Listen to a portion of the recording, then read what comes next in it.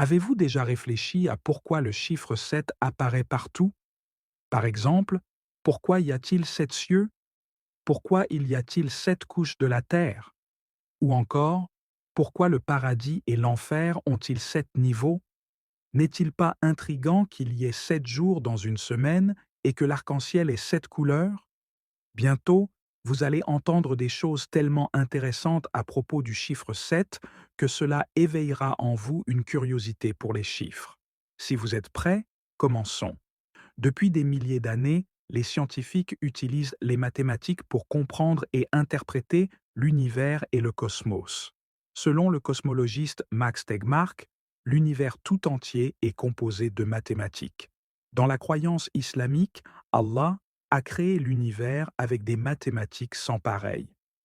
Nous pouvons observer cela dans presque tout. Par exemple, à première vue, un arbre ordinaire, avec ses branches apparemment désordonnées et ses feuilles partout, semble très chaotique.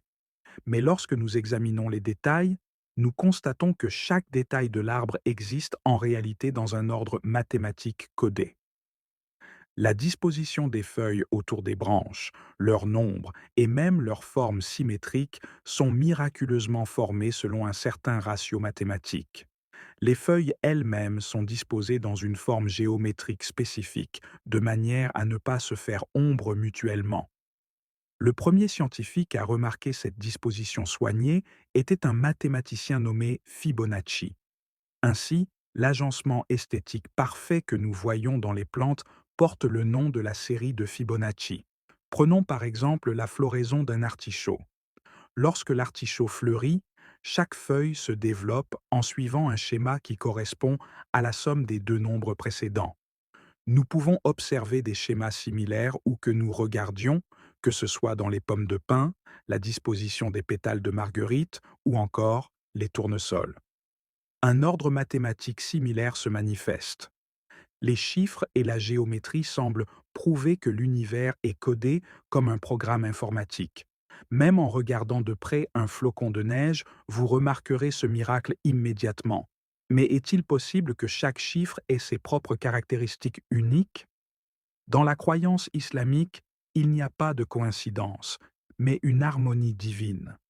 Lorsque nous observons la fréquence à laquelle certains chiffres apparaissent dans notre vie, dans notre être et dans l'univers, nous comprenons que cela ne peut pas être une simple coïncidence. En ce qui concerne le chiffre 7, il apparaît si souvent que si nous pouvions observer l'univers et notre création d'une perspective plus large, nous comprendrions mieux pourquoi le chiffre 7 n'est pas là par hasard. Comme en examinant le nombre de pétales sur une fleur, cette réflexion nous amène à nous demander pourquoi le chiffre 7 est si omniprésent. Par exemple, pourquoi y a-t-il 7 cieux? Pourquoi l'arc-en-ciel a-t-il 7 couleurs? Et pourquoi y a-t-il précisément 7 couleurs principales? Pourquoi les pèlerins font-ils 7 tours autour de la Kaaba pour accomplir le tawaf? Il y a 7 jours dans une semaine, 7 notes dans la musique. Si l'on compte les narines, les yeux, la bouche et les oreilles, nous obtenons 7 ouvertures sur le visage. Selon la croyance, le paradis et l'enfer ont 7 niveaux. Le monde est composé de 7 continents: l'Europe, l'Asie, l'Antarctique, l'Amérique du Nord, l'Amérique du Sud, l'Australie et l'Afrique. L'âme humaine passe par 7 étapes: l'âme incitatrice, l'âme blâmante, l'âme inspirée, l'âme apaisée, l'âme satisfaite, l'âme satisfaisante et l'âme purifiée. Vous avez sûrement entendu dire qu'Istanbul est une ville aux 7 collines, mais saviez-vous que Rome, la Mecque, Jérusalem, Téhéran, Athènes, New York, Moscou et Budapest sont également des villes aux 7 collines? Ainsi, la numérologie, en attribuant des significations aux chiffres et aux lettres, peut nous permettre de déchiffrer la voie de l'univers. La numérologie, branche de l'occultisme, suppose que l'univers est construit sur une structure numérique où rien n'est dû au hasard. Elle vise à découvrir les lois et principes cachés de l'univers à travers des analyses et des synthèses numériques. Lorsque le prophète Daniel, alayhi salam, a été jeté dans la fosse, il y avait 7 lions avec lui. Nous connaissons les 7 merveilles du monde antique: la grande pyramide de Gizeh, les jardins suspendus de Babylone, le temple d'Artémis à Éphèse, la statue de Zeus à Olympie, le mausolée d'Halicarnasse, le colosse de Rhodes et le phare d'Alexandrie. Aucun chiffre parmi les principaux ne se divise parfaitement par 7. Le résultat est toujours un nombre décimal répétitif à l'infini. Le fait que 7 ne puisse être divisé par aucun autre chiffre et ne participe à aucune autre opération lui a valu le surnom de chiffre vierge. Dans le soufisme, 7 est le chiffre de la sagesse. Soyez généreux et serviable comme un ruisseau, compatissant et miséricordieux comme le soleil, discret sur les défauts des autres comme la nuit, calme et paisible comme un mort, humble et modeste comme la terre, tolérant comme la mer, et soyez tel que vous apparaissez ou apparaissez tel que vous êtes. Vous avez sûrement entendu parler des 7 conseils de Mevlana. Les musulmans, lors du pèlerinage, effectuent 7 allers-retours entre Safa et Marwa. De même, lors de la lapidation du diable pendant le Hajj, les pierres sont lancées en suivant un certain nombre déterminé. Le rituel de la lapidation du diable commence le premier jour de l'Aïd, où chaque pèlerin jette 7 pierres. Les deuxième et troisième jours de l'Aïd, il jette 21 pierres par jour, 7 pierres pour chaque des 3 jamaras.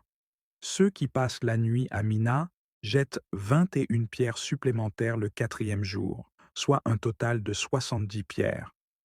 Lorsqu'une personne est en position de prière, sujude, 7 parties de son corps touchent le sol, les 2 genoux, les 2 paumes, les 2 pointes des pieds et le front. La première sourate du Coran, Al-Fatiha, contient 7 versets. Bien que le chiffre 7 soit fréquemment rencontré dans la foi islamique, il apparaît également dans de nombreuses autres traditions. Par exemple, chez les Juifs, le chandelier sacré, Ménorah, comporte 7 branches. À ce propos, en parlant du film 7 ans au Tibet avec Brad Pitt, il convient de noter qu'il existe 7 Bouddhas au Tibet.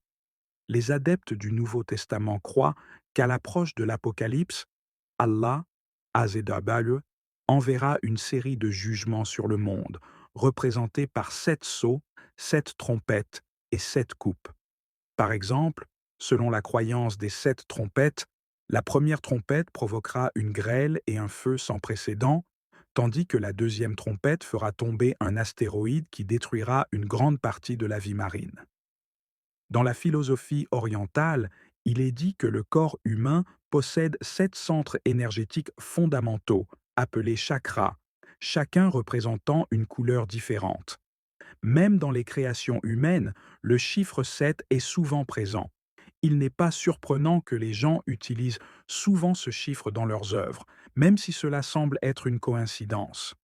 Pensez à Blanche-Neige et les 7 nains ou à l'agent 007 James Bond. La couronne de la Statue de la Liberté aux États-Unis comporte 7 pointes. Le chiffre 7 est également très important pour les Juifs, qui prêtent attention aux événements liés à ce nombre. Adolf Hitler lui aussi était obsédé par le chiffre 7, qu'il considérait comme porte-bonheur. Il est clair que le chiffre 7 possède une énergie mystique. Bien que l'humanité ne comprenne pas entièrement le mystère du 7, de nombreuses personnes réorganisent leur vie en fonction de ce chiffre. Certaines personnes choisissent même les numéros de porte de leur chambre d'hôtel ou les plaques d'immatriculation de leur voiture en fonction du chiffre 7 et de ses multiples. Il me semble que cela vaut la peine de réfléchir davantage sur ce sujet.